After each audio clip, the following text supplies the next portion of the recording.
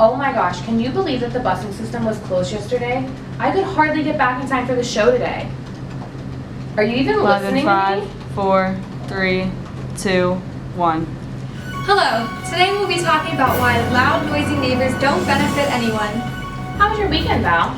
Well, Makayla, to be honest, I slept like crap. Was it those neighbors again? Yeah, take a look at this. Hello. We are here to show you what really goes on in these homes every day. Excuse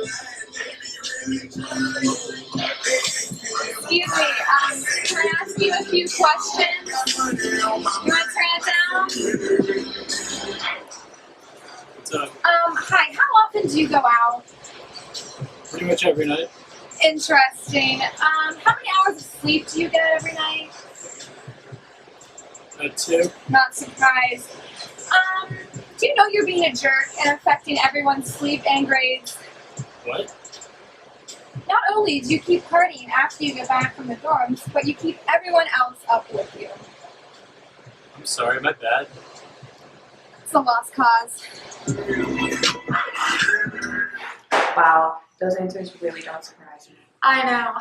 Well, here, why don't we take a look at an interview I had with Penn State's RA, Rob.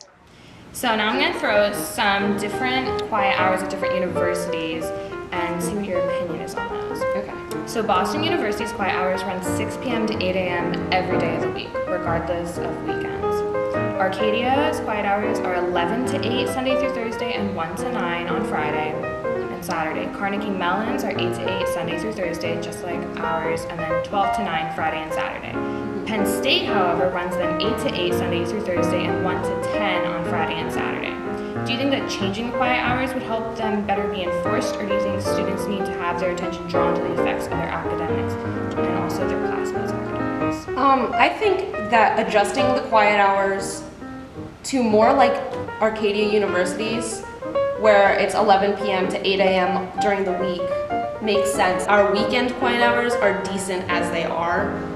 After 1 a.m. I know a lot of people are starting to go to bed anyway, so I feel like our weekend hours are pretty spot on, but during the week it could definitely be pushed back. One time I read that if you actually look at it, there's only about 19% of students' academic performance affected by lack of sleep. What did she just say? Is she really suggesting that something that only affects a fifth of the population isn't that bad? So basically, if 1/5 of the population had an STD, it wouldn't be that bad because it's only 1/5. So about 9,000 students at Penn State University are affected by this, but it isn't a big deal. You know what? Let's just see what freshman Nick has to say about this. I live in relation to the noise. Directly below. Interesting, yes. How much sleep have you lost since school started? Almost like 2 hours every night. I haven't been able to remember information as well as I used to be able to. How do you think the lack of sleep is affecting your personal or academic life? I like to study in my room, and it's difficult to do so because of all the loud noise. Okay, do you study during the day or in the evening during quiet hours? I do my homework during the day, but I like to study at night before I go to sleep so it's fresh. Very smart.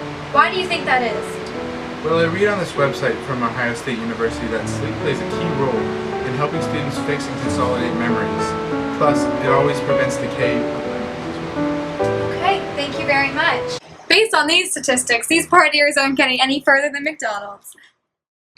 Basically, it proves that the more sleep you get, the better grades you will have.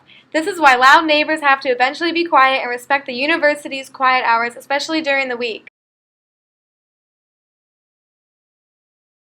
After interviewing all these students and the RA, personally, as adults, who have gone through college and still experience loud neighbors, we want the quiet hours to be extended. Right. So as of right now, the quiet hours start at 8 p.m. What if they got pushed back to 9 p.m.? People would have more time to party during the weekdays and not get in as much trouble. Who actually goes to bed at 8 p.m. in college? Like, honestly? By extending it by an hour, RAs are showing students that if you work with them, they'll work with you. We hope to see these changes made because if you don't get enough sleep, you're going to end up at Ohio State getting a degree in burger flipping